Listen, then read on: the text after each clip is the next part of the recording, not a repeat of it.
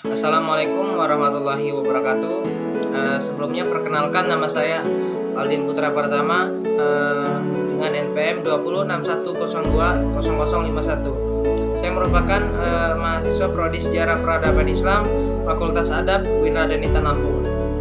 Pada kesempatan kali ini saya akan menjelaskan ada 4 poin yang akan saya jelaskan, poin-poin UTS dengan mata kuliah Sejarah Islam Lampung dengan dosen pengampu Bapak Aan Budianto SPD MA.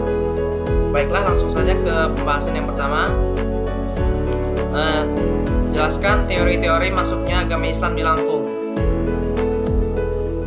Suatu teori menarik yang dikemukakan oleh Ilaman Hadikusuma SH, seorang dosen Fakultas Hukum Universitas Lampung, dalam seminar sejarah Lampung pada tahun 1976 yang mengemukakan sebagai berikut. Kata tolang pohawang itu dapat diejah atas kata toyang, berarti dalam bahasa Toraja. Sedangkan kata lang pohawang adalah kepanjangan dari kata Lampung. Jadi kata tolang pohawang berarti orang Lampung. Sehingga ada hubungan erat antara kedua kata tersebut terhadap asal-usul orang Lampung. Teori lain berasal dari legenda. Di dalam buku karangan Dr. R. Broes de Lampung Ski Discrets tahun 1916, ditulis oleh residen Lampung yang pertama J.A. Dubois tahun 1829 sampai 1834. Pembaca buku yang berjudul Sejarah Majapahit milik orang Indonesia di Teluk Betung yang disampaikan yang disimpannya sebagai azimat. Di dalam buku itu diterangkan bahwa Tuhan menurunkan orang pertama ke muka bumi bernama Sang Dewa Sanembahan dan Widodari Sinumuhun.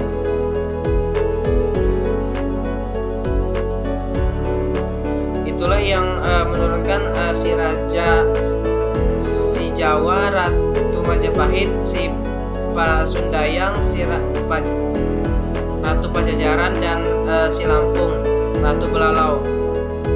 Kata Lampung berarti of head water reach vent, yakni terapung di atas air. Sampai sekarang di kalangan penduduk Lampung, suku Bubian masih percaya mitos bahwa nenek moyang mereka adalah Hoyang si Lampung. Dari kata inilah nama Lampung berasal. Teori ketiga mengenai asal-usul orang Lampung adalah dari legenda yang berasal dari daerah Tapanuli. Menurut cerita ini, pada masa yang telah lama meletusnya Gunung Merapi yang menyebabkan terjadinya Danau Toba Selarang. Ketika gunung itu meletus, ada 4 orang bersaudara yang berusaha menyelamatkan diri, meninggalkan Tapanuli dan kapal dengan rakit. Lanjut ke poin nomor 2, mengapa nilai dan adat budaya Lampung sangat kental dengan nilai-nilai agama Islam? Jawabannya, budaya Lampung sangat kental dengan tradisi yang memuat nilai-nilai luhur, baik ajaran mengenai karakter dasar individu manusia dan relasi dengan lingkungan, negara, serta penciptanya. Salah satu budaya yang unik khas masyarakat Lampung adalah Pila Pesenggiri.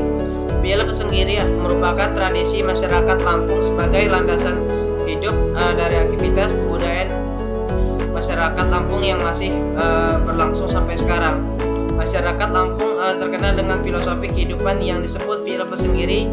Nilai-nilai budaya Pila Pesenggiri tersebut jelas termaktub dalam kitab lama peninggalan para leluhur melalui kitab-kitab Utara Rajaniti, kitab buku handak yang berisikan tentang aturan, norma, serta anjuran dan sanksi yang baiknya menjadi landasan kehidupan sehari-hari orang Lampung. Sifat dan watak orang Lampung yang tertulis dalam kitab Utara Rajaniti meliputi yang pertama, Pila Pesenggiri, yakni rasa malu untuk melakukan sikap yang terhina menurut agama dan lingkungan sosial budaya. Yang kedua, gejolak badek, yakni kepribadian yang sesuai dengan gelar adat yang disandangnya. Yang ketiga, nemui nyimah adalah sikap saling ramah tamah dengan tamu. Yang keempat, nengah nyapur ialah perilaku aktif dalam bermasyarakat serta tidak individualis. Dan yang kelima, sake sambayan, yaitu gotong royong dan saling membantu. Keseluruhan sikap individu tersebutlah yang akhirnya membentuk karakter masyarakat Lampung yang menjunjung tinggi nilai-nilai leluhur, menjaga sikap yang baik, saling menghormati antara sesama. Karakter masyarakat Lampung yang tertulis dalam kitab Kuntara Rajaniti tersebut akhirnya menjadi landasan bagi sikap individu maupun masyarakat Lampung, sehingga menjadi slogan Provinsi Lampung, yakni Lampung Sang Bumi Ruwajurai, yang bermakna dalam kesatuan daerah Lampung memiliki dua golongan, yaitu adat Padun dan adat Sepatin, sekaligus orang asli dan orang pendatang di Lampung. Hal tersebut menunjukkan bahwa masyarakat Lampung memiliki toleransi yang cukup baik terhadap keberagaman dan pengaruh dari luar, termasuk pendatang dan daerah lain. Pil Pesenggiri adalah salah satu cara masyarakat Lampung dalam menerima keberadaan masyarakat pendatang agar sama-sama dapat saling menjaga keharmonisan dan dapat meminimalisir potensi konflik. Poin yang ketiga, jelaskan hubungan antara Lampung dan Banten. Hubungan Banten dan Lampung pada tahun 1552 dengan basis kajian sebuah naskah yang diberi nama Naskah Perjanjian Dalung Kuripan. Dari fakta penelitian dapat disimpulkan bahwa kemunculan prasasti Dalung Kuripan yang berisi perjanjian antara Kesultanan Banten dan Keratuan Darah Putih dilatar belakangi oleh tiga faktor. Pertama, faktor ekonomi.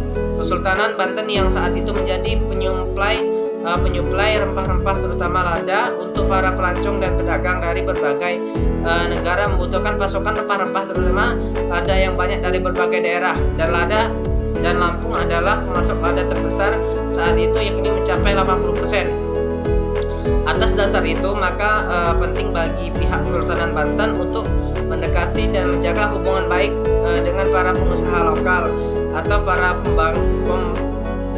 pemangku adat di Lampung. Demikian menjaga hubungan baik tersebut, maka dibuatlah aturan perjanjian antara Banten dan Lampung, dan lahirlah perjanjian prasasti Dalung Kuripan. Alasan lain adalah antara Banten dan Lampung sama-sama daerah maritim. Jalur laut adalah jalur utama perdagangan, dan Selat Sunda adalah salah satu di antara rute perdagangan yang sangat penting dan ramai dilewati oleh para pedagang, baik pedagang domestik maupun mancanegara. Karena alasan itu maka pihak kerajaan Banten merasa penting untuk menguasai jalur laut wilayah barat Banten sehingga jalur utama perdagangan. Dengan dikuasainya jalur perdagangan laut wilayah barat dan Banten, maka posisi Kesultanan Banten sebagai pusat perdagangan saat itu tetap bertahan. Yang ketiga, faktor agama. Posisi Banten yang saat itu juga merupakan pusat pendidikan agama Islam merasa penting juga untuk mendakwahkan ke berbagai daerah yang berada di wilayah kekuasaan Banten, termasuk Lampung di dalamnya, agar proses syiar Islam cepat berjalan. Maka pihak Kesultanan Banten banyak mengirimkan para ulama-ulama lokal Banten untuk mengajarkan agama Islam di wilayah Lampung. Sejak saat itu maka orang-orang Lampung yang pada awalnya banyak menganut agama animisme, Hindu dan Buddha, dalam waktu yang tidak terlalu lama berpindah menjadi penganut agama Islam. Dan sejak saat itu dan hingga kini Islam menjadi agama mayoritas yang dianut oleh masyarakat Lampung. Baiklah, kita lanjut ke poin pembahasan yang terakhir, poin keempat. Jelaskan salah satu tokoh penyebar agama Islam di Lampung.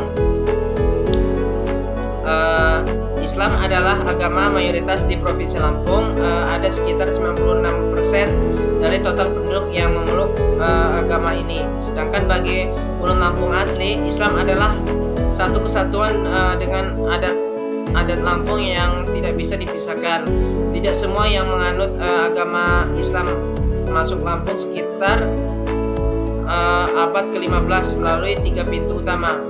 Dari arah barat, yakni Minangkabau, agama ini masuk melalui Balalau, yakni Lampung Barat. Dari utara, Palembang melalui Komering pada masa Adipati Arya Damar tahun 1443. Dan dari arah selatan, Banten oleh Patihillah atau Sunan Gunung Jati melalui Labuhan Maringgai di Keratuan Pugung tahun 1525. Dari ketiga pintu masuk agama Islam itu yang paling berpengaruh melalui jalur selatan.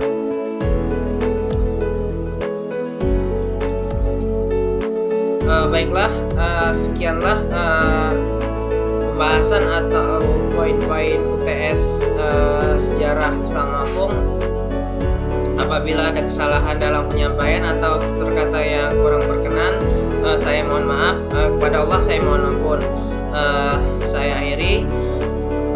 Wallahu muwaffiq ila wa bitoriq. Wassalamualaikum warahmatullahi wabarakatuh.